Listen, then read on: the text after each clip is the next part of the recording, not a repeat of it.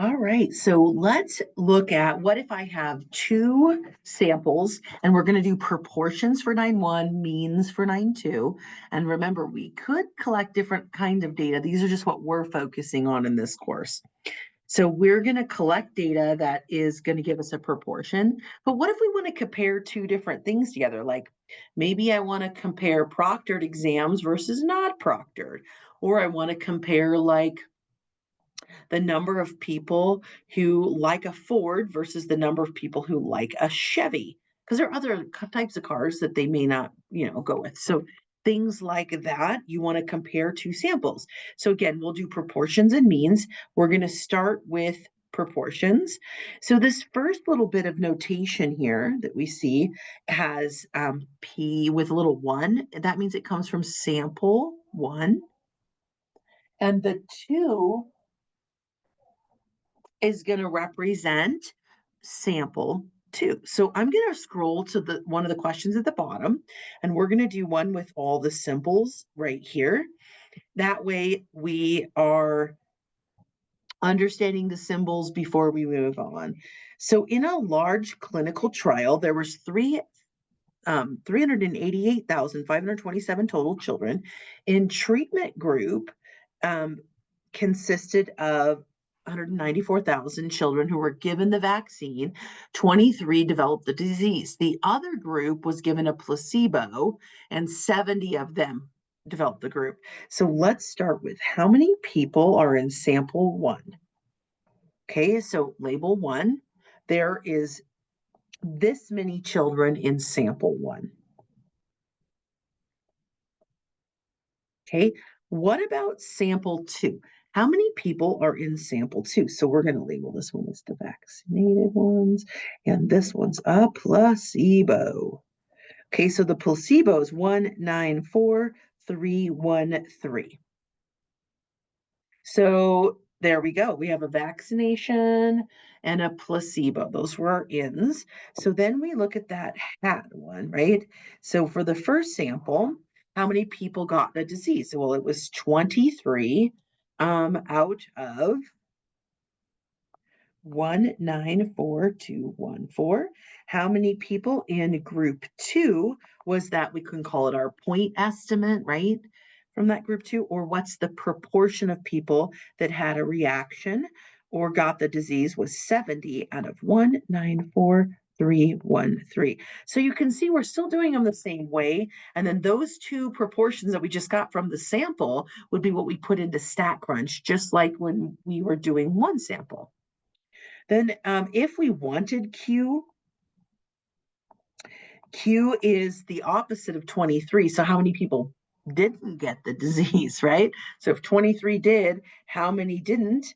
That is 194,191 out of 4,214. Okay, same for this one. So on the second sample, 70 got sick. How many didn't? Well, that was 194,243 out of 14313. So those two should add to 1 or 100%, right? We've done that before. Then let's move on from Q. Let's see. It wants us to look at this P line and this Q line. So a P line and a Q line are pooled. So on occasion, we might want to pull our samples in together. Okay. Typically, we keep them separate, but we could pool them. If we do, then we add up. Well, 23 plus 70, how many people got sick from our pooled would be 93 out of, now add them together, so 388, 527. So you're adding together this one and this one. And same with the Q, right? It'll just be, I don't think I have this number. 388, 527 minus 93. And that's going to give me 2. Oh, I did that number wrong. Hold on. I was like, no. I had a random number in front. So 338,527. Okay. So we're going to have 3. No, I still have the wrong number in here. Hold on. 388,527 minus 93. Probably could have done it in my head quicker. Okay, so 388,434, all out of 388,527. So this symbol over here means pulled. You might have to do it in a couple questions where, like this one where you're picking everything, and just know that that means I'm pulling them together. Okay, let's go back up to the top. And that's what all these samples mean. This is our pulled. We're going to pull the samples together, and we've got the little line over for pulled. So one thing to be careful of when we're looking at two different samples, they need to be independent of each other. So no overlap. Okay, so if I'm comparing my stats online class to my stats class in person, I can't have somebody enrolled in both courses. No overlap. Okay, that's what independent is. They're naturally, they cannot be related. So they use it as not related or somehow naturally paired or matched with the sample. So it's kind of how they try to word it there.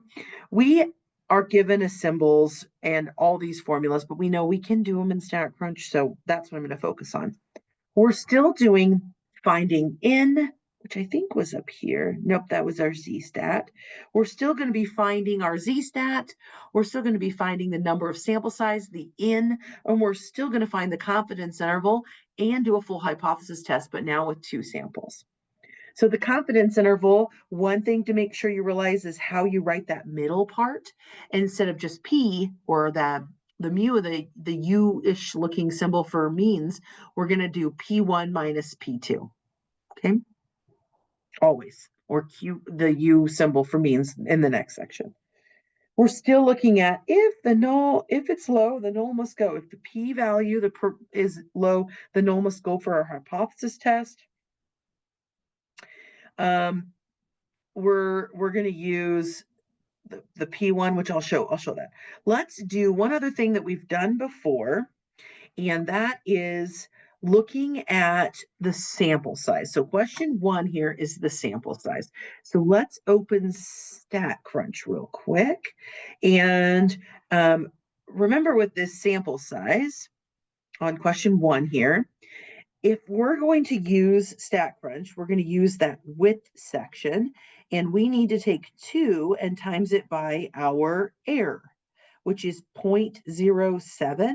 So that gives us 0.14 for our width. So we always got to get that width. And then this one says, use the expression in the accompanying discussion of a sample size to find the size of each sample if you want to estimate the difference between proportions of men and women who own smartphones. So let me close everything. So we're still going to be in the proportion section, but this time we're going to have the 2 sample because we're doing 2 samples and that width section. Okay. And in here, oops, I moved my little thing around. We're going to have, this one's at 95, so we're going to keep that 95. And then this first proportion here, we're going to keep as 0.5, and that second proportion as 0.5, because we don't have information about them. We could be given like maybe one's 30%, one's 25, but we don't have any known information about the proportion. So we leave those 0.5, and then we're going to put in that error, which we just said is 0.14, and then compute. So it says sample size per group is 392 per group. So you can still figure out how many samples should I sample in order to do my study. This is where we start. Okay. We already did question 2. So I'm going to leave StatCrunch open because we'll need it. So this next one, question 3, is a full hypothesis test with 2 samples. So a simple random sample of front seat occupants involved in car crash is obtained.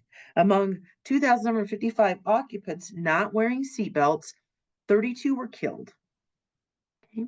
Among 7,851 occupants wearing seatbelts, 15 were killed. Use the level of 0.05 to test the claim that seatbelts are effective in reducing fatalities. So how do we start? we're going to still start with the null and the alternative. Okay, our null, the way that we state it, is always going to be P1 equals P2. Always for these, because we don't really have a number. We're comparing them together. Okay, the way that StatCrunch does it is it says P1 minus P2 equals 0. Those are the exact same thing. If I moved over P2, I would minus it over. So both of those are mean the exact same thing. So the first one is the most common written, handwritten. The second one is just the way StatCrunch does it. So then if we want P1, just so we know, P1 is our not wearing seatbelts. That's going to be our P1. Okay, how do we write it if we want to show more people in P1 are going to die because they're not wearing their seatbelts? We would say that P1 has to be greater than P2, right? So not seatbelts is P1, seatbelts is P2. You could switch those and get the same answer. You would just be switching the samples too. So just be careful of how it's worded and what they want sample one to be. Okay, so because we're testing the claims that seat belts are effective in reducing fatalities. All right, so then let's go to StatCrunch and put in our information. Stat proportion with 2 samples with summary. So our first group was 32 people died out of among the occupants 2,755. In our second sample, there were 15 people who died out of 7,851. Okay, and then you'll see this P1 minus P2 equals 0, and then we have the not equal. So we got to change that to greater. So we're saying P1 is greater than P2. So P1 is greater than P2. We also do know that this is our claim. The alternative, when we have greater than less than, our claim is the alternative. So then we're going to hit compute, and we need to give that Z and that P. So our test statistic is our Z, and we know that's 6, that's huge, 6.6-ish. We round. And if we round 2 decimals, which is what they usually want, it's 6.60. Okay? And the p-value is less than 0.0001. So we usually just enter 0 because that is such a low p-value that it's 0 when we round it. So what does that tell me?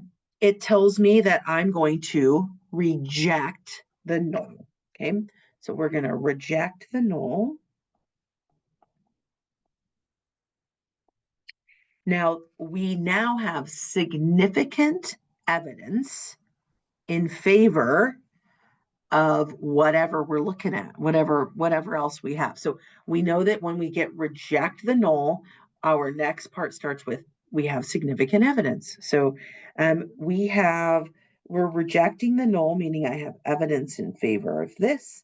And that means that is our claim. So we have significant evidence in favor of seatbelts saving lives. Okay. I didn't write that all the way out, but we have significant evidence in favor of seatbelts saving lives. Okay, I almost said, do you have any questions? Well, it's a video. Find the confidence interval and state what it tells you. So we also can do confidence intervals, and I kind of skimmed over that. I could, just because I wanted to make sure we kind of understood. Here's our confidence interval. So if it includes 0, so let's do, if the confidence interval includes 0, you have evidence in favor of them being equal. If your confidence interval is positive or negative, you have evidence in favor of them not being equal. Okay, so that we can get from our confidence interval. because it is a two-tailed test going both ways, and it does give us almost the same information as a hypothesis test, right? Or similar. So let's go back here and do our confidence interval. So I'm in this one right now. I'm going to go to options and edit because I do not desire to re-enter in that data. So it still has all my data, and I'm going to hit this. Here's where it's tricky, and I purposely did this one on here, is if our level is 0.01 for our significant level, and I go from a one-tailed test to a two-tailed test. So I go from a greater than less than to a two-tailed both directions, I have to double the significant level. So you need to take 0.05 times it by 2, and that's going to give me 0.1, right? 0.05 times that by 2, I get 0.1. That is the same as, so this is our significant level. So the confidence level is going to be 90%, right? Because if I have 0.1, the other one's 90%. And it's just because the 5% is now just going in the greater than and being, okay, for me, it's here. So for you, it's over here, being that high or shape or high rejection level area, right? It is going to be both ways for confidence intervals. So that's why we have 5% both ways, or now I'm looking at that 90%. So when I go the confidence level, I can't keep it at what level I started, which was at 0.05. I have to now change it to be the 90. Okay. And then I'm going to hit compute, and you then have your upper and lower. So we would write this as our lower limit is 0.01 is less than P1 minus P2 is less than point, oops, I did the upper. Wait, it's the lower. I just wrote the wrong number. I was looking at it wrong. So 0.0006 to 0.01. So our higher number is 0.01, our lower number is 0.006. These are, sometimes they ask for it in percents, which would be 0.6% here and 1% here. So just depends on if it has the percent in MyMathLab or Pearson, then you need to put it in percent. Otherwise, you use the decimal. So go to decimal first or percent. So do we contain 0 on this? No, the numbers are both positive. So we have evidence in favor of them not being equal. So does not contain 0.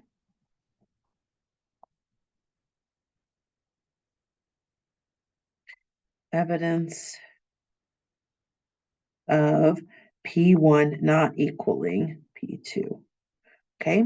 And more specifically, they're both positive. So we have evidence in favor of the first one being bigger than the second if our confidence interval is all positive. Okay. So P1 is bigger than P2 is really what we are leaning towards on that one. Okay, so the confidence interval is asked on every single question. It's not like a separate section like before. So you will literally have to do margin of error, confidence intervals, the sample size, and hypothesis test with 2 samples in this section. So it's kind of like everything we've been doing, but we just go to the 2 sample. Let's do one more. So since an instant replay system of tennis was introduced at the major tournaments, men challenged 1,416 referee calls, with the results of 412 were then overturned. Women challenged 739 referee calls, 210 were overturned. Use the level of 0.05 to test the claim that men and women have equal success in challenging calls. Okay, so this is kind of cool. Now they're going to video so they can review the video. I mean, we do it all the time in major league sports. Even in college, we do it a lot too. So we know our null and our alternative. We're going to set those up. We know that this one will be P1 equals P2 or P1 minus P2 equals 0. Don't care. And then for our claim is that they have equal. So then our alternative is not equal. And this is our claim. right? So our claim is equal, so we're going to have not equal because we don't know which way it's going to go.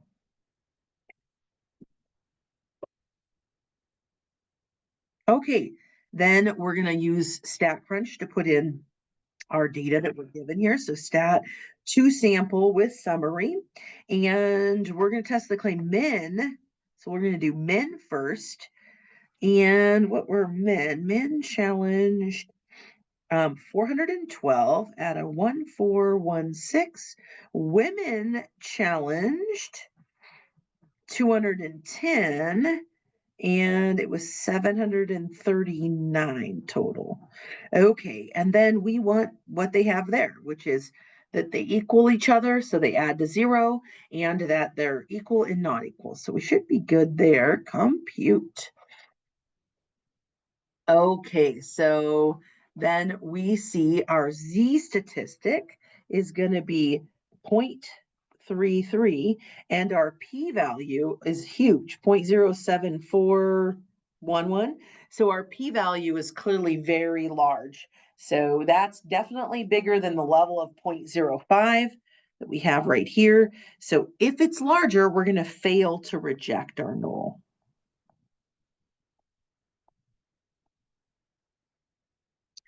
So the wording will go, we failed to reject, so we do not have significant evidence. And then we decide. We're already saying not, right? Not significant evidence. And is it going to warrant a rejection of the claim? So it's got the two negatives, or is it going to be of the claim? So if we have failed to reject, we have evidence in favor of this, right? So we're saying we're going to have significant evidence to warrant a excuse me, we do not have significant evidence to warrant a rejection of the claim. Okay, I'll write that out.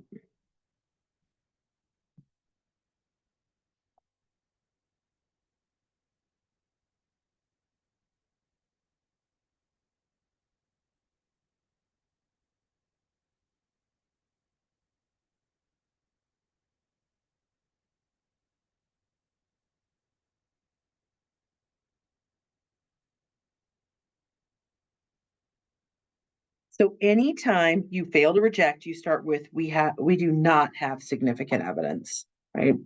And then you have to just decide to warrant a rejection of the claim or to reject the claim. So it just depends.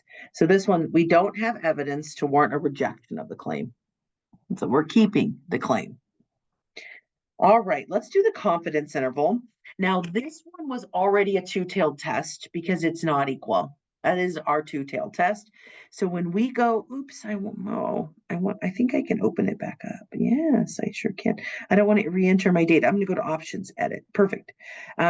So we can go in here and we can hit confidence interval, and then at 0.05, right, that level of 0.05 for the significant level is going to go with 95% confident level. So we don't have to times it by 2 because it's not greater than or less than in our hypothesis test. We're not going from one way, testing this side or this side.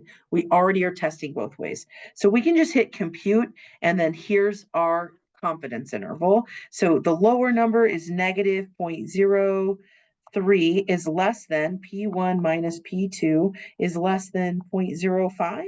So those are our two numbers. Definitely include 0. That means we have evidence in favor of equal. They include 0. Write that on yours. I'm good. So they include 0, so we have evidence in favor of equal. So you can pause and write that out if you need to. Okay, then I wanted to show one of these bigger data sets, just whether you use StatCrunch, whether you use Excel, you need to be able to think through what you're looking for a massive data set, right? Where I can't just count them. So this one says, use the following data set to sort, it says short, but sort the data by fatal attacks after year 2005 and sort by male and female. So it's like, I want to know how many people died from a shark attack more recently, after 2005. And I want them also sorted by male and female. So here's our data, kind of look at this. We have the year, the month, and then over here we have male or female, we have the age and whether they died or not. So, and this is massive. There's like 5,000 or something like that data sets here. So what I'm going to do is if I, okay, so I can go to stat, and this is going to be a proportion of people who died with 2 samples, and it's going to be with data. Because that'll sort. Can I do the build in this one? No. So back. We're going to go to data and compute. I just couldn't remember now. I haven't done this one a little bit. And we can do an expression, and that will tell me.